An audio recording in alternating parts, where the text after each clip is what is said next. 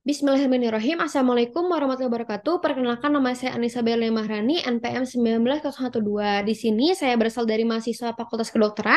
Saya akan mempresentasikan hasil penelitian terkait hubungan usia saat terdiagnosis dengan status gizi dan juga pubertas pasien thalassemia beta mayor di Polianak RSUD Alisan. Jadi di sini kita akan bahas mengenai pendahuluan terlebih dahulu. Menurut WHO bahwa thalassemia ini merupakan penyakit herediter terbanyak di dunia dan di Indonesia tercatat lebih dari 10.531 kasus pasien thalassemia dan paling banyak adalah thalassemia beta. 40% itu berasal di Jawa Barat dan dari Jawa Barat itu sendiri di Bandung Raya itu merupakan lokasi terbanyak sekitar 873 pasien. Dan untuk RSUD Alisan merupakan lokasi representatif untuk melihat gambaran pasien thalassemia di Jawa Barat dan dari tahun 2017 sampai 2018 ini jumlah pasien itu mencapai 273 pasien. Lalu untuk dampak thalassemia ini bisa berdampak pada kondisi fisik, nanti berdampak pada kondisi psikologisnya, dan juga bisa langsung berdampak pada komplikasi terkait akibat penyakitnya atau pengobatannya. Sehingga di sini bisa mengganggu dari pertumbuhan ataupun perkembangannya. Untuk berdasarkan dari usia terdiagnosis, dari penelitian sebelumnya, mayoritas pasien itu adalah terdiagnosis kurang dari 5 tahun. Dan untuk manfaat dari usia terdiagnosis dini ini adalah untuk mendapatkan tata laksana yang maksimal sehingga nanti akan meminimalisir dari komplikasi. Lalu untuk tujuannya itu adalah untuk mengidentifikasi gambaran usia terdiagnosisnya, lalu juga sini melihat dari gambaran status gizinya, mengidentifikasi dari gambaran pubertasnya, menganalisis dari hubungan usia saat terdiagnosis dengan status gizi, dan juga menganalisis hubungan usia saat terdiagnosis dengan pubertas pada pasien thalassemia beta mayor di RSUD Alisan.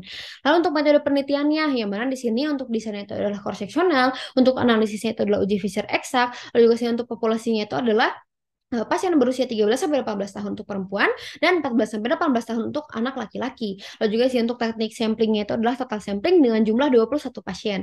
Untuk penelitian yang saya lakukan ini telah mendapatkan persetujuan dari Komite Etik Penelitian Kesehatan FK Unisba dengan nomor 0,0699.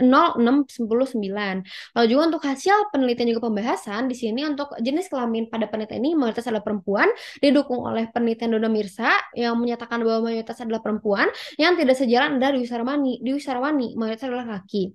Mengapa bisa berbeda? Karena menurut hukum Mendel bahwa gen thalassemia ini diturunkan secara autosomal resesif. Kemungkinan anak normal itu 50% dan 25% adalah pembawa dan 25% adalah thalassemia.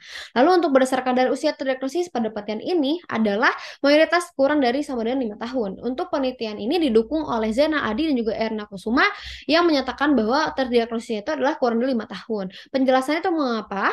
Karena di sini untuk penelitian dari India menyatakan bahwa pasien thalassemia akan didiagnosis di tahun kedua karena ada perbukaan gejala.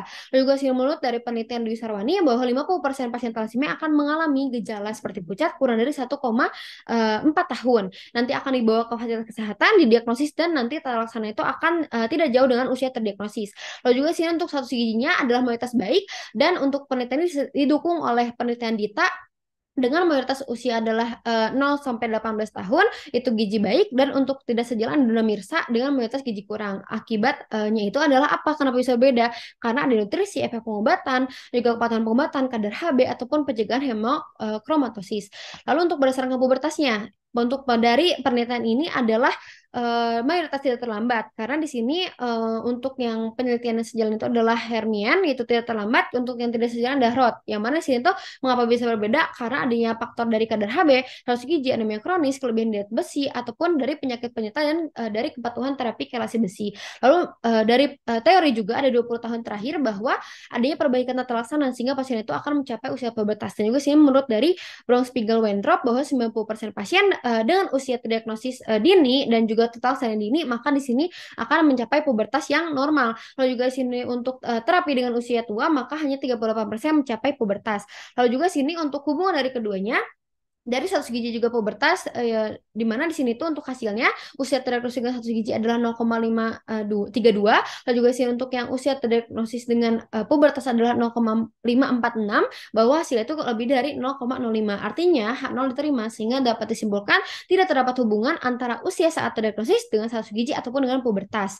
Lalu di sini untuk pembahasannya itu bagaimana? Jadi di sini untuk dari hasil tidak terdapat hubungan tersebut disimpulkan bahwa pada pasien thalassemia ini yang berada di alisan ini mayoritas mengalami pubertas dan juga perkembangan yang baik gitu atau tumbuh kembang yang baik. Jadi tidak ada gangguan. Karena di sini dari data yang didapatkan bahwa mayoritas pasien itu terdiagnosis kurang dari 5 tahun sehingga di sini pemberian thalassemia juga dini dan juga pasien rutin untuk melakukan adanya perobatan secara rutin. Sehingga di sini thalassemia itu ada kuat dan nanti itu akan berdampak baik pada tumbuh kembang pasien. Dan ini itu didukung oleh penelitian dari Denny Saiful di Bandung yang menyatakan bahwa anak dengan transfusi darah ataupun terapi kalsium besi yang cukup juga akan menyebabkan adanya tumbuh kembang yang normal.